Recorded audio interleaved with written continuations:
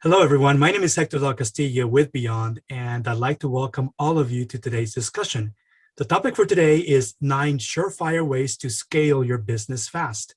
And today we'll be actually speaking between Laurie, Wiggins, and myself. We'll be sharing this conversation of some tips that we're going to give you as business owners on how you can prepare your company to scale very quickly. And before we get started, I actually want to say hello to Laurie. Laurie, how are you? Good, Hector. It's great to be here today to talk about scaling. Great. And also, if you're in the audience, here are some things that we're going to be discussing in preparation before we begin. First of all, we want to let you know if you are interested in submitting questions, you can actually use the chat window to do so. We'll be monitoring the chat window, and we can either get to your questions as we are covering material. We also will have a Q&A portion to today's session. If you encounter any audio issues, which is sometimes the case, please refresh your browser and check your audio settings. Make sure that all your microphone and your speakers are connected so you can hear well. And if you need to drop off and come back in, you can also are welcome to do that if you need to, if you have to. You can use the same attendance link that you used to actually join the meeting. And you can submit your questions, as I mentioned, using the chat window. We will have a Q&A portion. And we are recording today's session, which we will share with you. We will send you a link after today's live session. So if you're on Twitter, you can also follow us on Twitter using these handles, @BeyondMA, that is our company's handle, @Laurie J. Wiggins, that is Laurie's profile, and then mine, @HM Del Castillo. You can also follow our company page on LinkedIn at this short URL, bit.ly/BeyondMNA, and we'll be sharing that also via the chat, so you don't have to write it down. And also, we want to give a special thanks to Scott Taylor for actually, he does a great job in editing and producing the videos that we package before we share it with you. So thanks so much to Scott Taylor. And also, a little bit about us. We help companies scale, buy, and sell. And we love to be able to make a positive impact within any organization we work with. We focus on helping you achieve fast growth and figure out very quickly which one of these you want to do, whether you are looking to scale, buy, or sell. As a matter of fact, what I would like to ask, one of the poll questions I want to share with you via the chat is, what are your plans for your company in 2021? And I will share that with you, and you can just type in 1 through 4, whichever one is the one that you have plans for in this year, and you can submit your responses anytime as we begin discussion today. So I just shared that information, and you can just respond privately to us, to a panelist, if you don't want to disclose that information to everyone that is attending. So one of the things that I wanted to talk about, and the things that we're going to be discussing today, are these 9 surefire ways. And we're going to get into more detail, but I just want to give you a list of all the things that we're going to be discussing today. We're going to talk about number 1, what are the right conditions for figuring out when and how to scale your business? What are the things about the market, about the industry that you need to track? Number 2, how is it that you can actually ensure that you are building a scaling mindset within your organization to ensure that you're not just growing your business, that you actually have everybody empowered and enabled to help you scale the business itself. And number 3, develop a bold scaling strategy and then be able to execute it, which means you have to then take actionable steps and then measure success. Boost your technology, which sometimes you need to automate in order for you to actually become more efficient and more productive. As well as number 5, adjusting your go-to-market plans so that you can get the maximum impact, positive value as soon as you launch new products into your into markets. Number 6, how to go about adjusting the governance, the way that you operate your business and the way that work gets done and decisions get made. Number 7, leverage partnerships. Number 8, overcoming some of the common pitfalls that most people encounter when they're trying to scale their business. And then number 9, how to go about getting ready to continue to scale through acquisitions. And we're going to give you some examples of companies that have been successful in applying all 9 of these in order to effectively scale their business. And we're going to give some examples on that. So without further ado, I'd like to introduce Laurie, and Laurie will actually take point number 1, and then we'll be taking turns at going a little bit deeper across all 9 of these tips. Thanks, Hector. By the way, I'll mention that I'm the CEO of Byond, and Hector is the Chief Product Officer of Byond. Let's get started. So, conditions for scaling. First, what is the difference between growth and scaling? When you grow a company, your revenues grow, but so do your costs at about the same rate as your revenues. As well, you need to keep investing money so that you can keep growing. And in contrast, for scaling, your revenues grow far faster than your costs.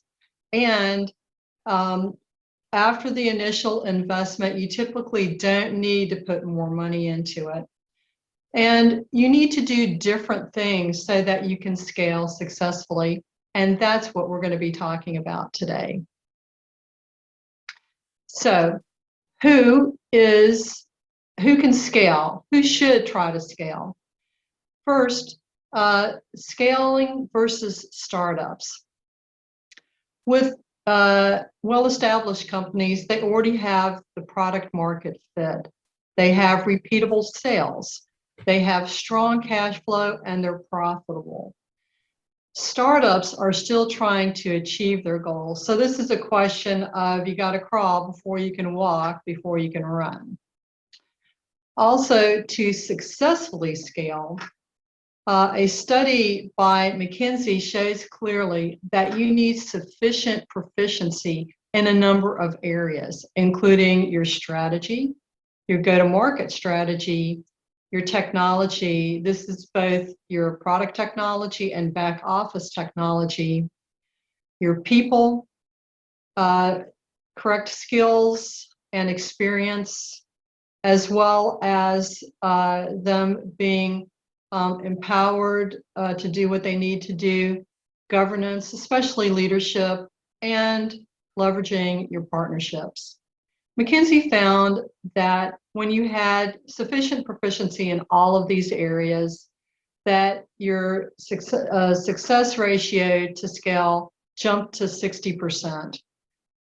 Significant weaknesses in even one of these areas dropped your success rate significantly to around 22%.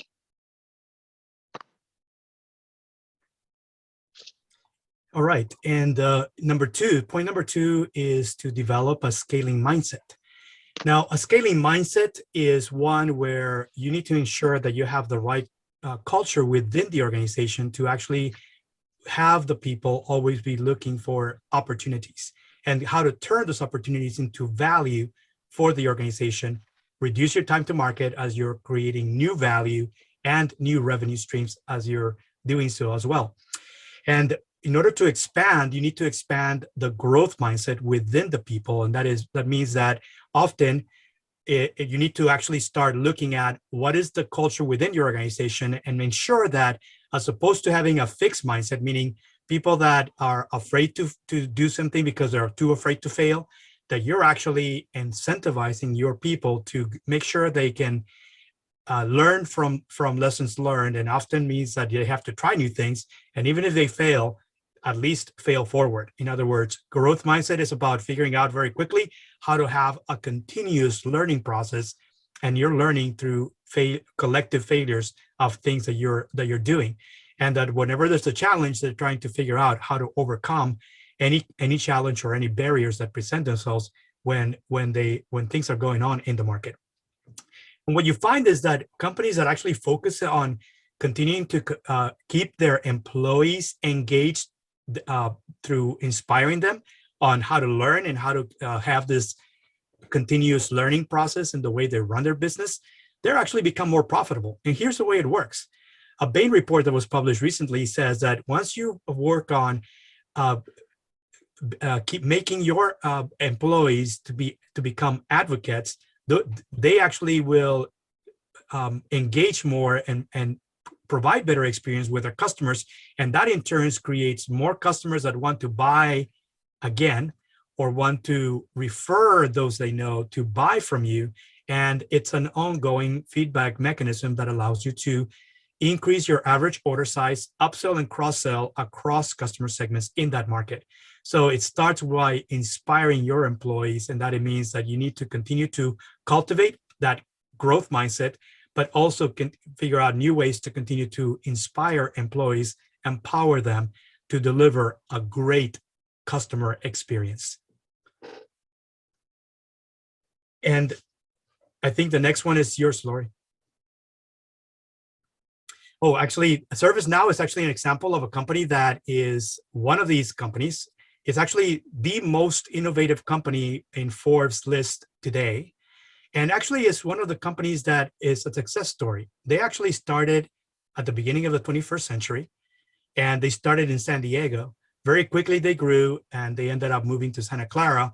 As they had plans to become public, they actually became public a few years after moving their headquarters to Santa Clara. And now they are a leading company that provides a platform of platforms to 80% of the Fortune 500 companies out there. And their service, their Now platform, is a platform of platforms that provides everything from IT workflows to employee workflows, customer workflows, in addition to creator workflows. And they're getting great adoption. And if you look, last year, they actually had multiple acquisitions. So not only do they gone IPO, they continue to scale, and they're now scaling not just organically. They're continuing to actually grow and scale their business through acquisitions, because they see where the future is going, and that is artificial intelligence, analytics, and all those things that will actually, they can embed and continue to improve their Now platform. Thanks, Hector. Let's talk about developing a bold scaling strategy. The elements of a successful scaling strategy, including understanding what your scaling goals are, whether they're revenue, whether they're a number of new customers, new markets you penetrate, etc. Industry and environmental analysis are key, and we're going to delve into more detail there in a few charts. Your marketing plan also will have a section on that, how you develop a go-to-market scaling strategy. Capacity involves your personnel, those that have the right skills and experience, as well as resources, particularly sufficient funding to scale. Operations plan, who's going to do what, when they're going to do it, and how they're going to do it. Financial projections, as well as measures of success. And KPIs, or key performance indicators, involve both financial and non-financial items. So the idea is that you are tracking your progress as you scale, so that if you begin to get off track, you know it right away, and problems don't become big and expensive and time-consuming to solve. We recommend that you have some sort of scorecard, or if you want to get more elaborate about it, a dashboard that you use in order to track your progress in these important areas. Financial, obviously, and your business processes, your customers, and learning and growth. Let's go back to the industry and environment analysis. All of these items are important, but I want to focus on just a few, and that is in this sphere here.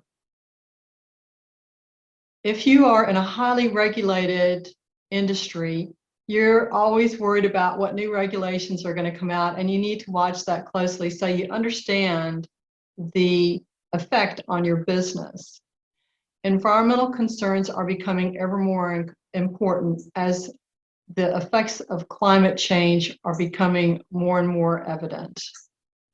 Even if you are not in manufacturing or in an industry that has more of an impact on the environment, your customers are concerned about your approach to the environment, and so you need to pay attention to that. Technology is evolving at an ever faster rate, and those that don't keep up are out of business, typically within a few years. The idea is that you have to pay attention to all the factors in your business environment. And you also need to pay attention to your competition, because how can you beat them if you don't know what they're doing? These factors affect your strategy, your offerings, your marketing and sales. It affects your entire business. So in order to track appropriately your competition, you want to benchmark them. And these become additional measures of success or KPIs that you track through time. And that benchmarking has two parts. The first is performance benchmarking. Let's say that you are in the GRC area, and you've got a lot of competition there. So you need to pay attention to your competition's offerings, to their pricing, and you need to ensure that your offerings distinguish you from your competition so that you can scale successfully and bring on those new customers. The other part of benchmarking are best practices. If you are in the government contracting space, PMI has been a standard for a long time, but Cmmi certification and ITIL certification are also very important. A lot of government federal agencies require this, especially for their IT services. And where are you with respect to your competition with these certifications?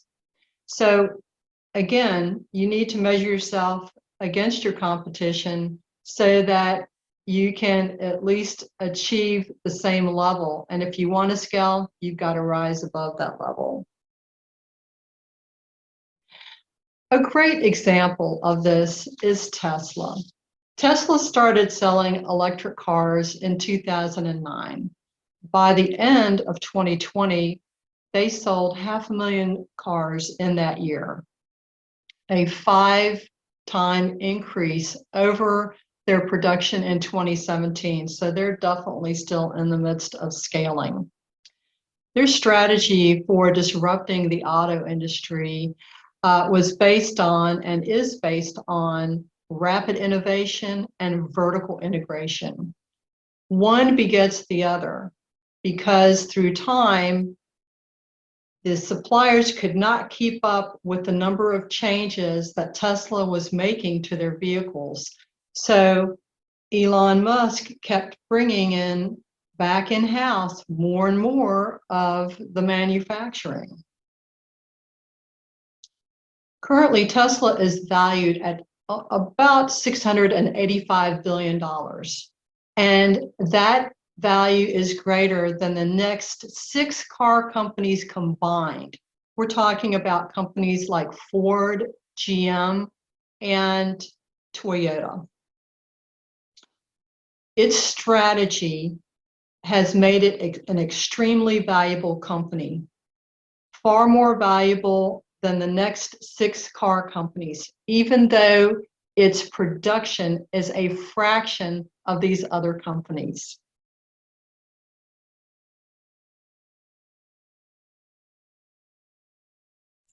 So the next point is boosting your technology. And the promise of boosting technology is that it could continue to transform workflows. And this is actually what ServiceNow has been doing for Fortune 500 companies and growing very quickly, because the post-pandemic, the impact is to most businesses that are trying to scale is how to remain productive even as they've lost sales. They have also maybe now everybody's working remotely, and also other challenges that they present themselves, like supply chain disruptions and other things. So the only way that they can actually gain back at whatever they've lost and allow them to bounce back very quickly is for them to become more agile. Well, the agility requires that you accelerate digital transformation. And that's exactly what happened in the last 6 months of last year. And people are still continuing this year, continuing to ensure that they have accelerated digital transformation within their business. Everything from adoption of artificial intelligence, being able to automate workflows, and provide a consistent customer experience is what everybody's focused on in order to not only retain, but continue to acquire customers, even as buyer behavior is changing. How to continue to provide a frictionless customer experience that allows them to continue to sell faster.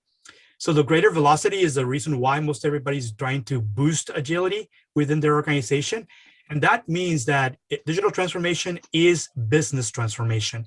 And with any business transformation, it starts with people first, ensuring that you have the right people, the right mindsets, the right culture, the right governance within your organization. And then also moving on to adopting new tools that allow you to automate all the different tasks that don't add much value. The things that you don't want humans to be doing because they're just menial work. Yes, it needs to get done. You might as well give it to some algorithm or some object that can actually do this without the human intervention. And improving your processes while doing so, and ensuring that whatever improvements you're making, they're adding value to your buyers, your customers. Applying that across not just one product, but across your entire product portfolio. And all aligning of this is what you're doing as you're implementing digital transformation initiatives. And that all culminates with ensuring that the number one metric is that your EBITDA goes up. Your profitability, not just your revenue, but your profitability goes up. And therefore, that ends up in delivering not just more perceived customer value, but also much higher shareholder value, and your valuation goes up. This is exactly the example that Laurie spoke about earlier about Tesla. This is exactly what they've done as they have continued to grow, and now their valuation has skyrocketed because now they're actually getting to, they're ready now to start deploying their brand, their vehicles around the world. Yes, it is a global brand today, but they're not deployed globally because they're only selling their electric vehicles in limited markets. Right now, their valuation is because they're going to now continue to expand and become a global electric vehicle vendor. And another example on this is Coca-Cola, and Laurie will talk more about Coca-Cola. Thanks, Hector. You know, sometimes the big guys don't get it right the first time either. Coca-Cola wanted to implement an automated document handling system. And so they brought in a couple of vendors and they set it up, and it didn't do well. The error rates were too high. So they had to get in new vendors that could provide a close to error-free service. Their current automated document handling system includes being able to remove staples from documents so you can actually see what's on all of the documents. And they did this because they were getting lots of paperwork from their vendors, and this was a very highly manual process. So the second time was a charm. So as you are digitizing selected processes in your business, just understand that there's sometimes a learning curve, and no matter how big you are, sometimes you have to do it more than once. Let's talk about adjusting your go-to-market strategy. The McKinsey study was very clear about the need to focus on the right metrics, the right marketing metrics, and focusing on not only number of customers, but customer quality. And a very clear way of measuring that is called a unit economy.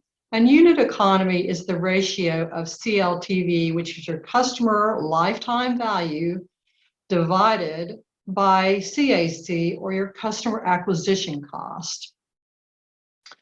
So however much revenue that customer provides to you compared to the cost of actually acquiring them, which means, of course, you need to understand both of those numbers. A ratio of between 2 to 1 and 3 to 1 is healthy, it's good. If you go below that, you need to look at your sales and marketing, and you need to make adjustments there. If you are 2 to 1 or 3 to 1, great, you're right in the right range there.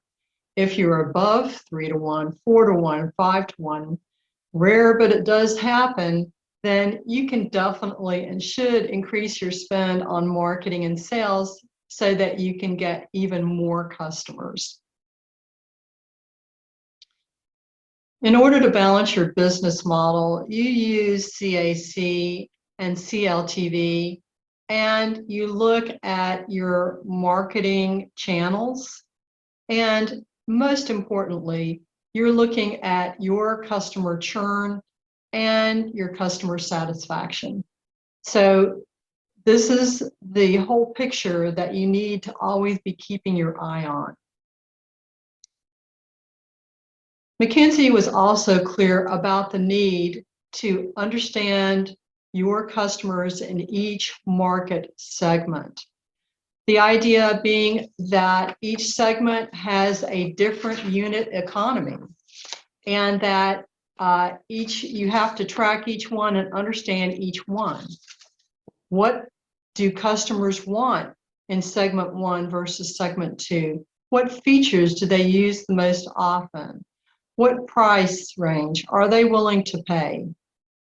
Clearly understanding this through time now equips you with a playbook that you can use to go get more new customers, which is critical for scaling. A good example of this is the auto industry that we were talking about before. The auto industry has a lot of different segments. You have luxury vehicles, hatchbacks, sedans, SUVs, pickups. So customers in each of these segments are looking for different things in a car, and they're willing to pay different prices for it. They want different features.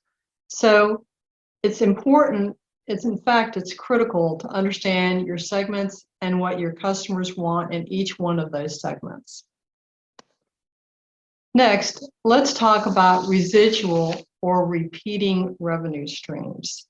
They come in a variety of flavors, and some are better than others. So if we start from the bottom of the chart, let's talk about the repeat customer. So you probably go to the grocery store once a week, or maybe even more frequently, and you likely go to the one that's closest to your house, especially if they can meet at least most of your needs and they don't totally alienate you, because it's convenient and you can get what you need there. But it doesn't stop you from going to another grocery store if you want to. As far as repeat revenue goes, think eBay, where it's a service that the more you use it, the more valuable it becomes to you. Sequential revenue streams often involve a freemium model. Think Dropbox. Dropbox will give you a certain amount of storage for free, but if you need much more, then you're going to have to pay for it. As far as autopay goes, think your insurance for car or home. As long as you pay for it, you get it. You don't pay for it anymore, you don't get it anymore. With all of these, the auto pay, sequential, repeat revenue, and repeat customer, once you stop paying, once you stop using it, you can stop paying, and you don't need to worry about it anymore. But with contractual revenue streams, which is the most valuable, think the way that cell phone contracts used to work, or certain online tools where you can sign up. You have to sign up for a period of time, usually a year, and most of the time they'll make you pay the whole thing up front for that year, or you've got to pay every month for a year. You're locked in, whether you use it again or not. And the point being that in order to scale more rapidly, more easily, you want some sort of residual or repeating revenue stream.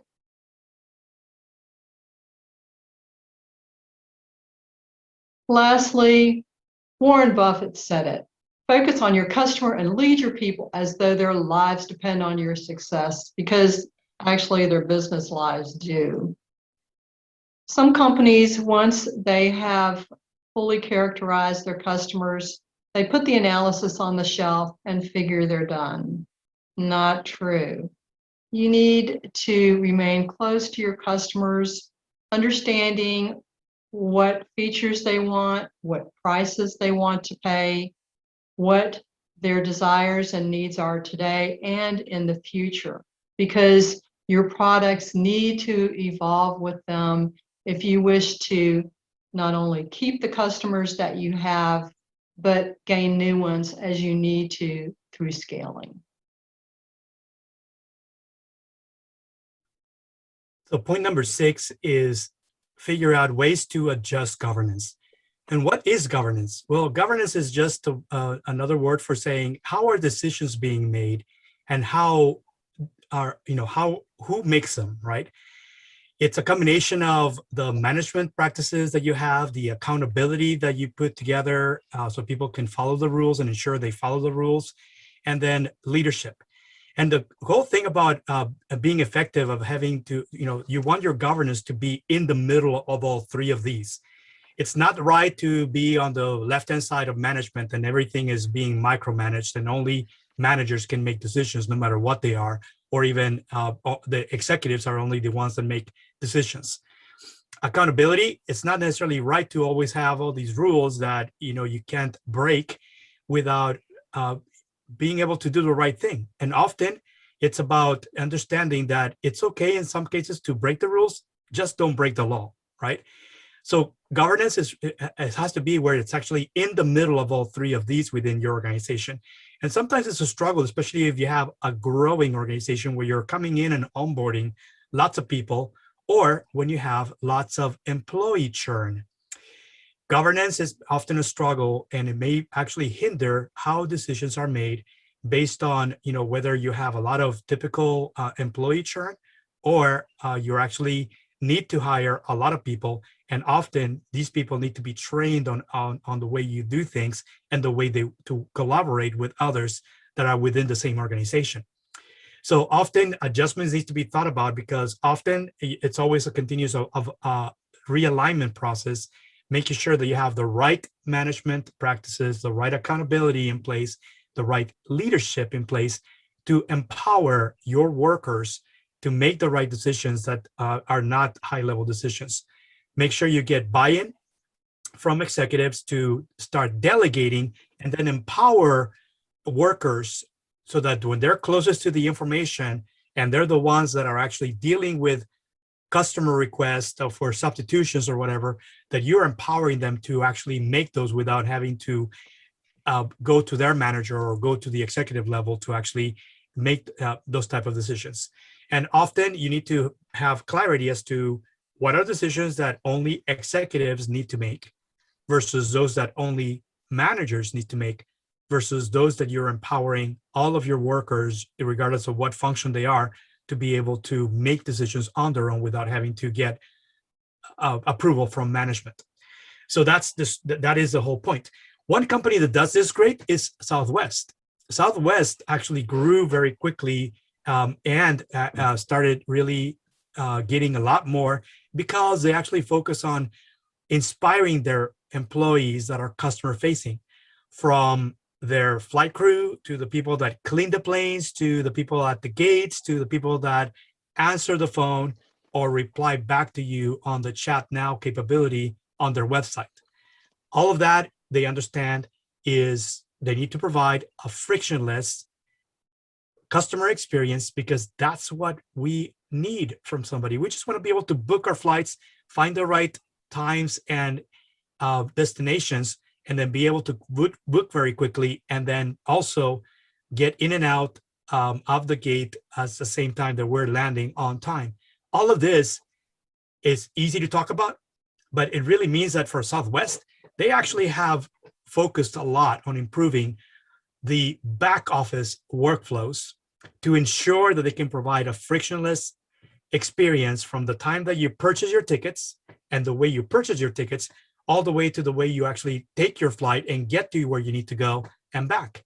And that's, a lot of thinking about the customer experience and how to ensure that they can consistently maintaining, even as they are getting lots of people on their flights, and it typically had been continuing to add more flights and continue to expand.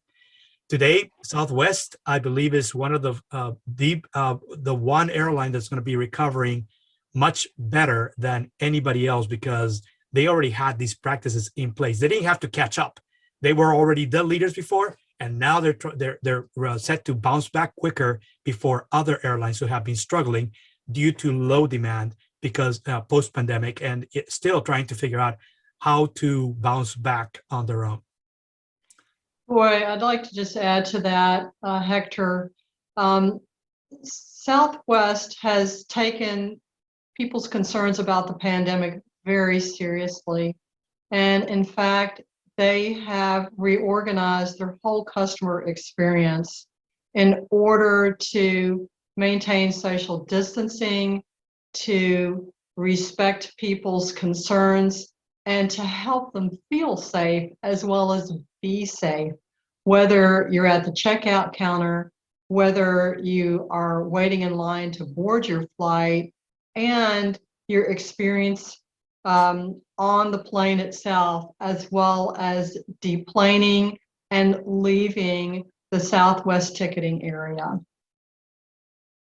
Absolutely. I think they were the leaders in contactless everything, right? From getting your boarding pass on your mobile app to being able to scan it as opposed to hand your phone to somebody. All of these things that you had already implemented before the pandemic. And this is where most other airlines are trying to catch up. Indeed. Great example. Let's talk about how you leverage your partners to scale successfully. We're talking about up and down the supply chain. So for downstream, for your partners and suppliers, your upstream is your distribution channels, as well as your markets and your customers. So downstream, for your strategic partners, they're providing you tools that you need in your business, productivity tools, as well as best practices, and they're training your employees on how to use these tools. Also, for your suppliers, some negotiation may be required in order for them to deliver your goods and services to you that you need at the lowest price in order to really clamp down on your operational costs and minimize them. If you don't have them already, see how you can obtain referral partners who can provide qualified leads to you, as well as distributors who can provide you access to specific customer segments and markets that you may not be able to access in any other way. A great example of this is the partnership between MasterCard and Apple Pay. Apple Pay developed a way to enable people to pay for goods and services on their phones. without having to have the physical credit card or debit card with them when they do so. In order to make this work, though, they had to have a credit card company, a partnership with a credit card company. They talked to all the major credit card companies. MasterCard stepped up because, after all, credit card companies also face competition themselves if they aren't compatible with the latest consumer purchasing tools. MasterCard became the first credit card company to allow stores to allow its users rather to have their credit card and debit cards used through Apple Pay. This is a great example of not only a win-win partnership, but of both companies evolving with their customer needs and desires to get ahead of their competition in the market.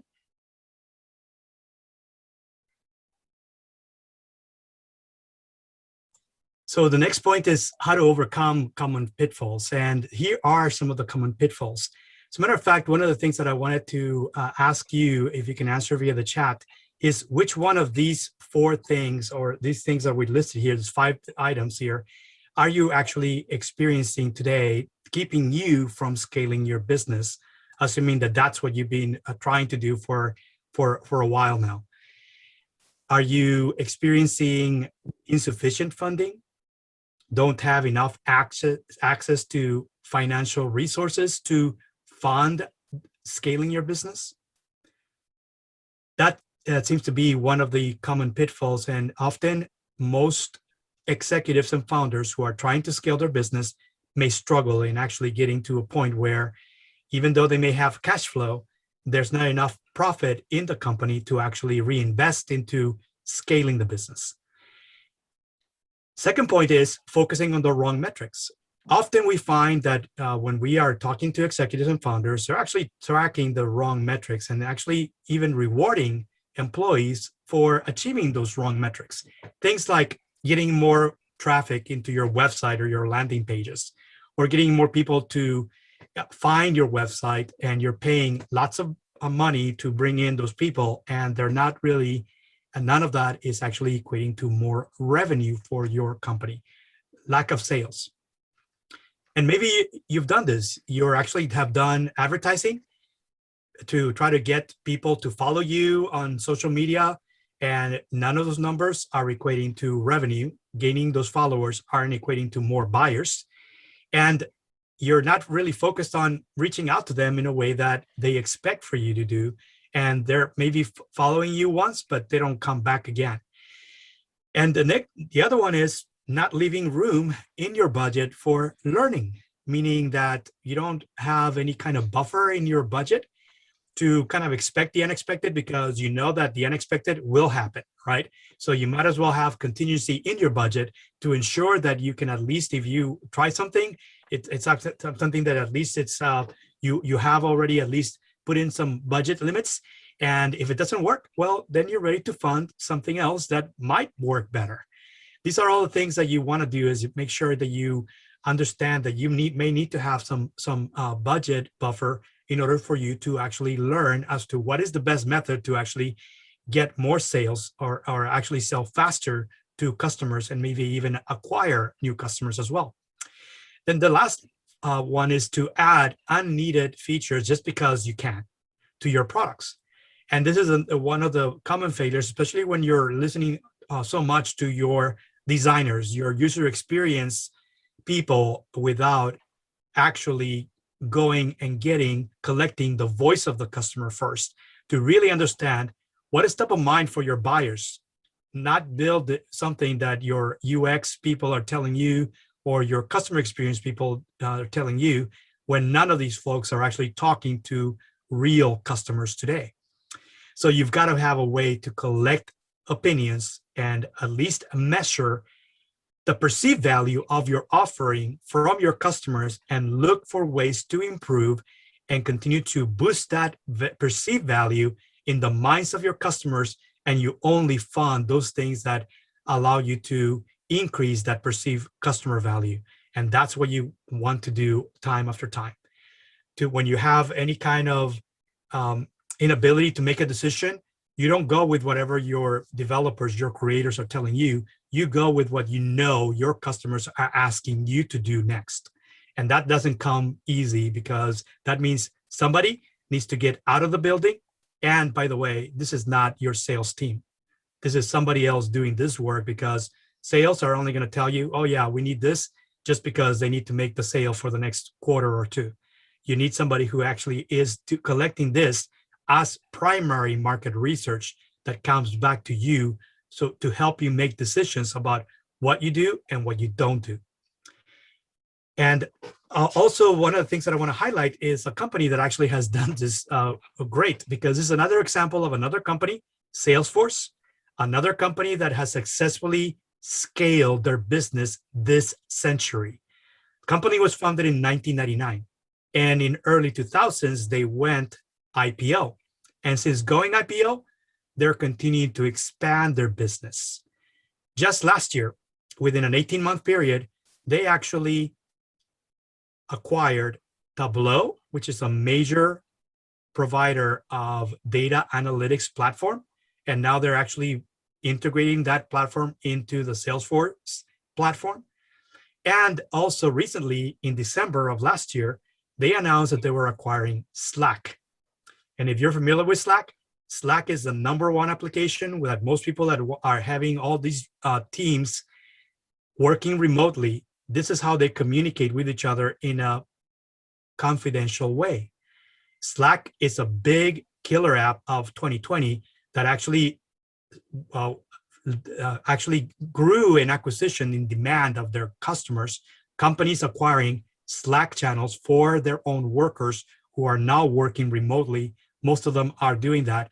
Well, now Slack is owned by Salesforce, and they're also looking to integrate Slack into all the applications that are Salesforce. And for those of you who are not Salesforce users, Salesforce is the leading CRM to keep track of your customers and all the information that you need, do analytics on those customers, in addition to do other applications that are about telling you how to manage the customer experience and maintain the right level of customer experience in according to what your customer segments expect. And this is the reason why Salesforce has continued to be scaling, is because they now have become a platform of platforms when these are marketing teams, sales teams, customer experience and customer success teams, and customer service teams across companies that are adopting their platform. And they're actually creating even deeper experiences by improving their platform through the use of custom applications. Thanks, Hector. And the last thing to consider as far as scaling, successful scaling, is acquiring other businesses. There are several reasons why you might consider this. First, if you're looking to get into another industry and you see that a target is already successful in that industry, you might just buy them and voila, you have a strong presence in that industry. Of course, that's an exaggeration. Buying is not a simple process, but it can get you there faster. Also, in your current markets, if you see other companies that are penetrating certain aspects of your market and you want to go there too, that's also another reason that you might consider acquisition. Doing the buy-build analysis, you might decide that rather than trying to develop certain skills or technologies in-house, that you want to go buy another company that's got them. This may be more cost-effective, or it may get you where you want to go faster. And this is an ever-increasing consideration given the speed at which both technologies and markets are evolving. And lastly, if you have a business model that you want to franchise and that other people want to buy. A great example of this is Walmart, or more specifically, Walmart.com. Walmart wanted to be as successful in online retailing as they have been via brick and mortar. So several years ago, they established the headquarters of Walmart.com in Silicon Valley, where the talent they needed was, and they started hiring away the people they needed from everybody else. So they started acquiring companies in order to build their online presence. And they acquired many companies, and now they are number 2 in online sales globally, behind only Amazon. So through acquisition, Walmart built Walmart.com, built themselves into a global leader in online sales, scaling through acquisition. In review, let's see what we talked about today. Conditions for scaling, developing a scaling mindset that's both you, your leadership team, and everyone in your company. Developing a bold scaling strategy, boosting your technology, both product technology and back office technology, adjusting your go-to-market strategy so that you're focused on the right metrics and you've got repeat revenue streams. Adjusting your governance, particularly your leadership, so that you are empowering everyone in your company to realize your scaling vision. Leveraging your partnerships maximally, overcoming common pitfalls, and looking at acquisition as a way to scale. So it's time for any questions that we have from the audience. Hector, I actually received a couple via email. Do we have any from the chat? I do not see any on the chat, but I wanted to also remind the audience to submit your questions using the chat window. Please. And you can do so now. We're actually now in the Q&A portion. So be sure to submit any questions you might have for us, and we can get to them during this particular portion. And no, I don't see any questions right now, Laurie. Great, thanks for checking. So one question is, how do I know if my company is growing? Some companies, some CEOs, they focus on revenues. So they figure if their revenues are growing, then their companies are growing. And what I would add to that is both revenues and profits need to grow. And that's when you know that your company is growing. Another question that we got from the audience is, how do I know if I'm scaling successfully? Well, remember that we talked about those measures of success, those KPIs. If those are showing the values that you think you need in order to scale successfully, then you're scaling successfully. If you see some of them dropping down or going in a different direction, that's when you know that you have a problem. And when you're paying attention to those KPIs, you can see when problems start to develop and address them while they're still small, instead of not being aware of this and they get to be big problems and they're expensive and time consuming to solve. I want to add something here, Laurie. And I think that often it's about figuring out that, you know, if you're, let's say, building up followers, right? And followers on your website or company pages across places on the internet, doesn't necessarily lead to sales. But what you can do is start looking as to what is the growth rate of your followers, and how many of those followers over a specific period of time become people that are now asking for demos of your product, for example, or calling and requesting a discovery call to talk about their situation and how you may be able to help. These are all things that actually start looking at how quickly from the time that they're familiar with you as a vendor to the time that they want to engage with you because they have an interest in whatever you're providing, whatever you're offering to them. And often it's about tracking, how quickly it goes from one place to another, and that all precedes a buy transaction. And all of this needs to be tracked over time because it tends to change based on what people are looking for. So often you have to almost anticipate that when whoever you're approaching it really is the right time because they're actually in the process of exploring to see what's available for very specific reasons, and make sure you engage them at the right time to actually shorten your time to actually get to conversion. Great points. Thank you. So we like to leave our audience with some immediately actionable suggestions, and here they are. Things that you can do right now, even if you're just thinking about scaling or you're not quite ready to scale. What do you want your company to look like in 2 years and 4 years? Where do you want to be revenue-wise, number of customers, and other things?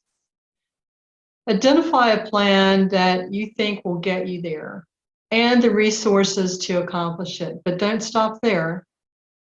Really shop your plan around to your leadership team, to other people in your company, because they have insights that you don't have, and you'll come out with a better plan. Then go execute. A word about us.